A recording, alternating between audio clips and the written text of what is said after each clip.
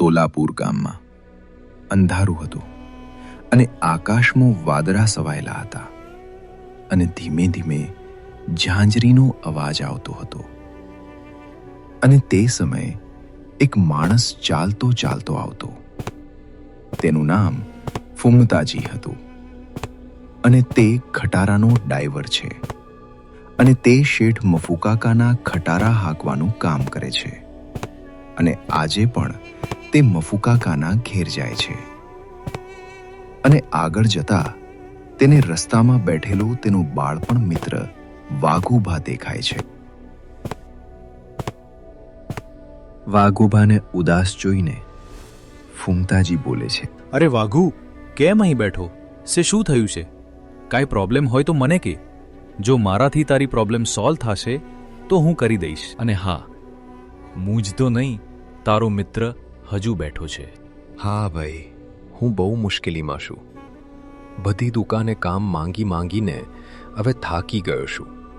જ્યાં પણ કામ માંગવા જવું ત્યાં પેલાથી જ માણસ રાખેલો છે એમ કહીને ના પાડી દે છે.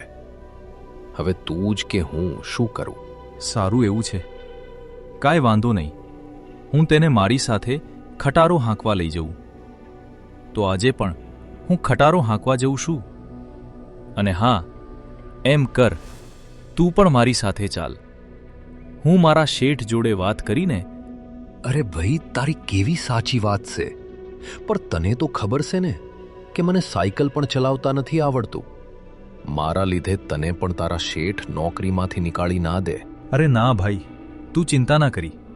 હું તને ખટારો ડ્રાઈવર બનાવી દઈ છે અને તારે ખાલી શાંતિથી જોવાનું કે કાંઈ રીતે બધું કામ થાય છે. પછી જોજે, તને પણ ખટારો હાંકવા રખાવી લઉં. પછી તને પણ સારા પૈસા મળી જશે છે. જો તારે પણ મારી સાથે ખટારો હાંકવા આવવું હોય તો ચાલ, મારી સાથે તને પણ લઈ જવું. અને હા, જલ્દી ચાલ, નહીંતર મોડું થઈ જશે. બંને જાણ ત્યાંથી શેઠ મફુકાકાના ઘરની તરફ જવા માટે રવાના થઈ જાય છે. પણ વાઘુ બહુ ખુશ હોય છે અને મનમાં ને મનમાં હરખાય છે. થોડી વાર ચાલે છે અને બંને જણા મફુકાકાના ઘેર પહોંચી જાય છે. શેઠ, તમે ખટારામાં બધો સામાન મિલાઈ દીધો છે ને? અને હા, આ મારો દોસ્ત છે અને આને પણ ખટારો હાંકતા શીખવાડવાનો છે. અને પછી એને આવડી જાય પછી તમારે એક ખટારામાં ડ્રાઈવર રાખવાનો છે. હા ફૂમતા, મેં ખટારામાં બધો સામાન મૂકી દીધો છે. હું તને એટલો બધો દૂર ના મેલોત, પણ શું કરું, મારા બધા ખટારા ચોકના ચોક સામાનની ડિલિવરી કરવા ગયા છે. એટલા માટે મારે તને ત્યાં મૂકવો પડશે. અને હા, હું તને જે ગામમાં મૂકું છું તે ગામમાં સંભાળીને જવું પડશે, કારણ કે જંગલના વચ્ચે ગામ આવેલું છે. અને હા, જ્યારે પણ તારો દોસ્ત ખટારો ચલાવતા શીખી જશે ત્યારે હું તેને ખટારો હાંકવા રાખી લઈશ. હવે તમે મોડું ના કરશો, જલ્દીથી નીકળી જાઓ. શેઠ, મને ખબર છે બધા ખટારા 12 ગામ સામાનની ડિલિવરી કરવા ગયા છે. તમે ચિંતા ના કરશો, હું તમારું નુકસાન નહીં થવા દઉં. અને હા, હું ગામમાં શાંતિથી સામાન પહોંચાડી દઈશ. તમે મને કહી દો કે કયા ગામમાં જવાનું છે, બધું કામ સમયસર કરી દેશું. અરે ભાઈ, તે ગામનું નામ શેરપુર છે. અને હા, તારો દોસ્ત તારી સાથે આવે છે, એટલે તારે પણ રસ્તામાં વાત કરતા કરતા જાશો, એટલે જંગલવાળો રસ્તો પણ જલ્દીથી નીકળી જશે. હવે તમે નીકળવાની તૈયારી કરો.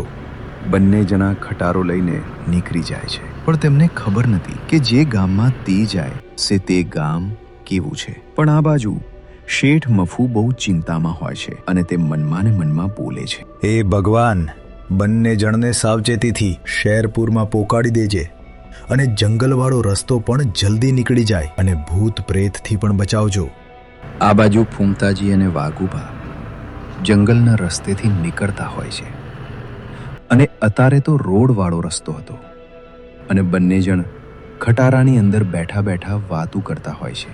અલ્યા ફૂમતા, તારા શેઠ તો બહુ સારા છે. તારી કેટલી ચિંતા કરે છે. મને લાગે છે મારા માટે આ નોકરી સારી છે. હા, તે સાચું કીધું મારા શેઠ, બહુ સસારા છે. એવું નથી કે મને એકલાને સારું રાખે છે, તે બધા ખટારાના ડ્રાઈવરને સારું રાખે છે. અને હા, તું પણ જલ્દી સે શીખ જા, પછી જોજે ને, તને પણ સારું રાખશે. અને હા, મારે તને એક વાત પૂછવી છે. આ ખટારામાં ડીઝલ આપણે ભરવાનું હોય છે કે શેઠ ભરાવીને આપે છે? મને પણ થોડું સમજણ પડે એવું કહી દો, પછી હું પણ ખટારો શીખીને હું પણ પૈસા કમાવા લાગુ. હા, ડીઝલ તો શેઠ ટાંકી ફૂલ કરીને આપે છે, કારણ કે કેટલા લોકો એવા પણ હોય છે શેઠની સાથે બહુ ખોટું કરે છે અને પછી શેઠ ડ્રાઈવર પર બહુ ગુસ્સે થઈ જાય છે અને તેને નોકરી પરથી પણ નીકાળી મૂકે છે. ફૂમતા એવું શું કરે છે એ લોકો જેથી શેઠ નારાજ થઈ જાય છે? અને હા, મને પણ કહી દે. વાઘુ કેટલાક ડ્રાઈવર શેઠ ટાંકી ફૂલ કરાવી આપે, તેમાંથી ડીઝલ નીકાળી લે છે અને કોઈ રોડ સાઈડ પર વેચી મારે છે અને થોડા વધારે પૈસા કમાઈ લે છે. પણ શેઠને આ વાત નહીં ખબર પડે એટલે તે ડ્રાઈવરને નોકરીમાંથી નીકાળી દે છે. આજ સુધી મેં કોઈ દિવસ ડીઝલ નથી નીકળ્યું, કેમ કે મારા શેઠ સારા છે. અરે ભાઈ, આ તો બહુ ખોટું કહેવાય, કારણ કે શેઠ આપણી પર કેટલો વિશ્વાસ કરતા હોય અને આપણે આવું કરીએ તો શેઠ આપણને નોકરી પરથી નીકાળી પણ મૂકે. આપણે આવું ન કરવું જોઈએ. થોડા ઓછા પૈસા કમાવા સારા